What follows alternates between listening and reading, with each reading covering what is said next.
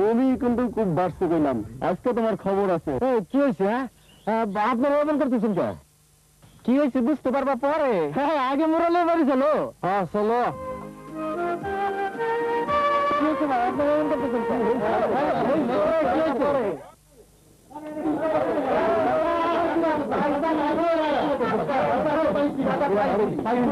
বলো কি চাচা? হ্যাঁ, এই বেটা চায়ের হাতে রমরমা বাজার করে, আবার নতুন লোকগুলো টাকা পাই কই?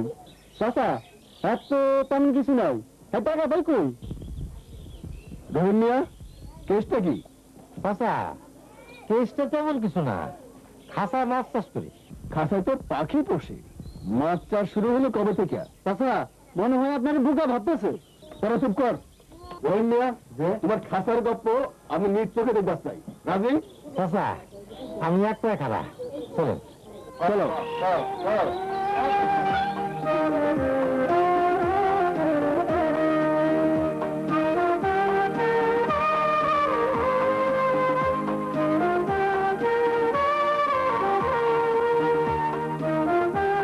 আমাদের কিশোর অফিসে আসবে, আপনি কি ওর পাগলামি দেখতে আসলেন?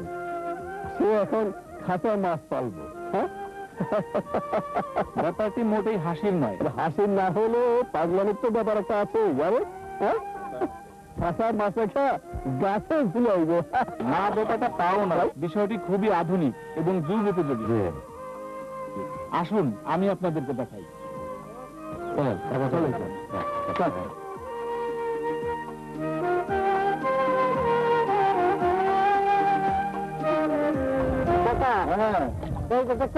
দেখলাম তো, বুঝছিলাম।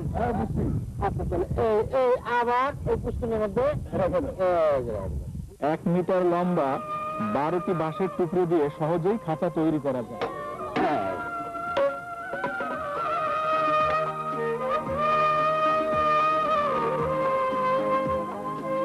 এরপর নাইলনের জাল দিয়ে খাঁচার চারদিক সেলাই করে মজবুত ভাবে আটকিয়ে দিতে হবে। মাছ বা পোনা খাঁচায় ঢোকানো বা বের করবার জন্য এবং মাছের খাবার দেওয়ার সুবিধার্থে খাঁচার উপরের দিকে একটি মুখ বা দরজা রাখতে হবে। খাঁচাটিকে পানিতে ভাসমান রাখার জন্য খাঁচার 4 কোণায় 4টি প্লাস্টিকের ক্যান অথবা রাবারের পাত্র বেঁধে দিতে হবে। এভাবে একাধিক খাঁচা রাখাও সম্ভব।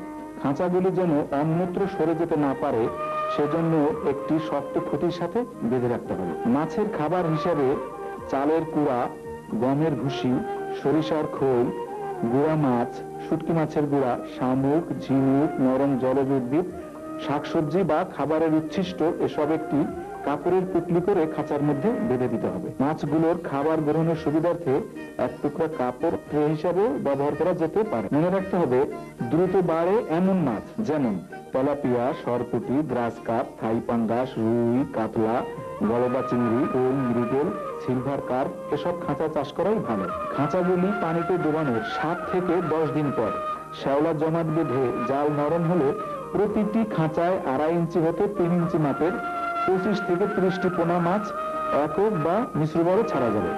এই পদ্ধতিতে ঠিক মতো মাছের পরিচর্যা করলে 5-6 জন সদস্য বিশিষ্ট পরিবারের মাছের চাহিদা পূরণ করেও অবশিষ্ট মাছ বাজারে বিক্রি করে লাভবান হওয়া যায়।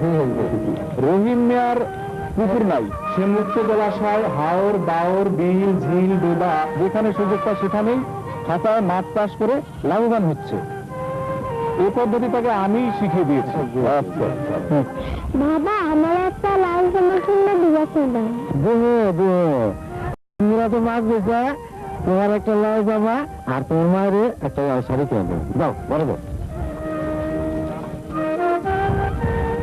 চাচা তা কেসটা কি বুঝলেন? আমি তো বুঝলাম, তো তোরা কিছু বুঝছোস? হ্যাঁ বুঝলাম, একটু দেরিতে, আগে বুঝলে এমন মিস্টেকটা হইতো না। ভাই দিল থেকে ক্ষমা করে দিন।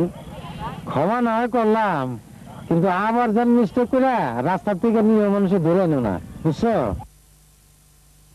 এই যে কান বললাম, আর এমন বলব না। খাঁচার মাছ চাষের এই কায়দাটা মন্দ না। হ্যাঁ, ইচ্ছা করলে ভালো কাম করা যায়, বুঝছো? এই বেকার বাচ্চারা, হ্যাঁ দেখি কেমন করে সে ইচ্ছা করে ভালো কাম করলো, আর তোরা হুদাহুদি হয়ে মেয়ের বান্ধা আনছস।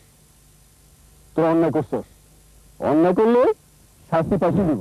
কেমন? তবে শাস্তি আমি দিতেছি।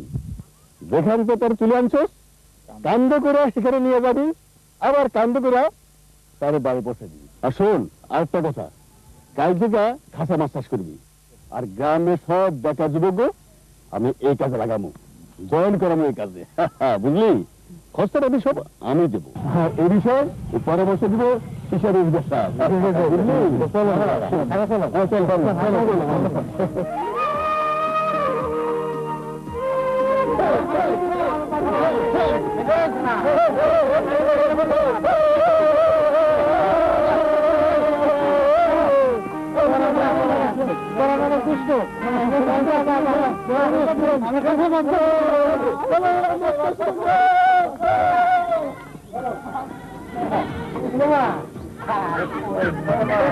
কি কইছিলাম না, খাঁচায় করলে মাছ চাষ সুখে থাকবে 12 মাস।